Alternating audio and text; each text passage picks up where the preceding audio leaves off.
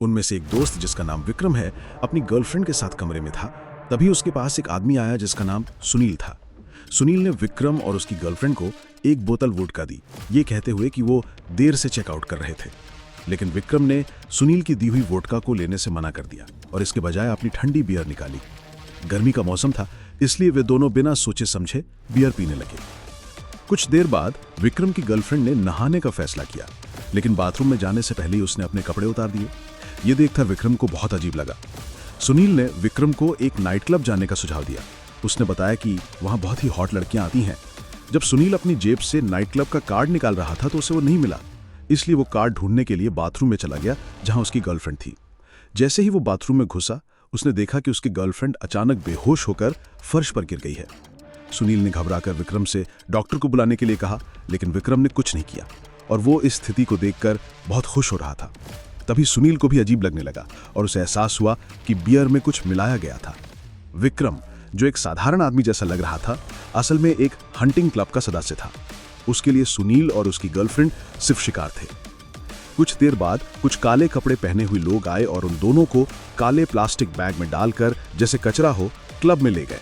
वहां उन पर बहुत अत्याचार किया गया। ये क्लब अमीर लोगों की गंदी इच्छाओं को पूरा करने की जगह थी।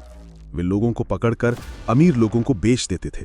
जो लोग शो देखते थे वे ये भी शर्त लगाते थे कि शिकार करने वाले किस तरह के खतरनाक औजार का इस्तेमाल करेंगे।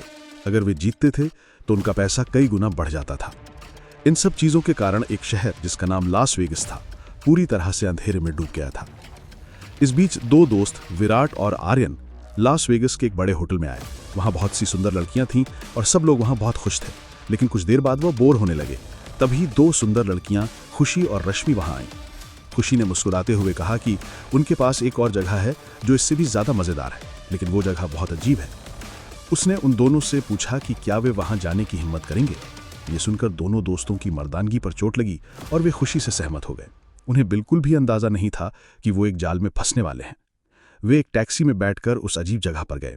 वहां पहुंचकर उन्हें बहुत अजीब लगा। उस जगह का गेटकीपर कह रहा था कि वो एक पार्टी में जा रहा है और फिर उनसे पूछा, क्या तुम ये चाहते हो? ये सुनकर वो और भी भ्रमित हो गए। जब उन्होंने गेटकीपर को बताया कि उन्हें खुशी ने बुलाया है, तब गेटकीपर ने उन्हें अंदर जाने दिया। अंदर से वो जगह बिल्कुल खाली और डरावनी लग रही थी, जैसे वहां कोई पार्टी नहीं थी। तभी आर्यन के फोन की घंटी बजी और उसकी मंगेतर रिया का फोन आया। आर्यन ने उसे बताया कि वो डिनर पर है। फोन रखने के बाद आर्यन ने देखा कि उसके दोस्त गायब हो गए थे और वो वहां बिल्कुल अकेला था। तभी उसे एक कमरे से आवाज सुनाई दी। उसने सोचा कि उसके दोस्त उस कमरे में हैं और वो जोर जोर से दरवाजा खटखटाने लगा।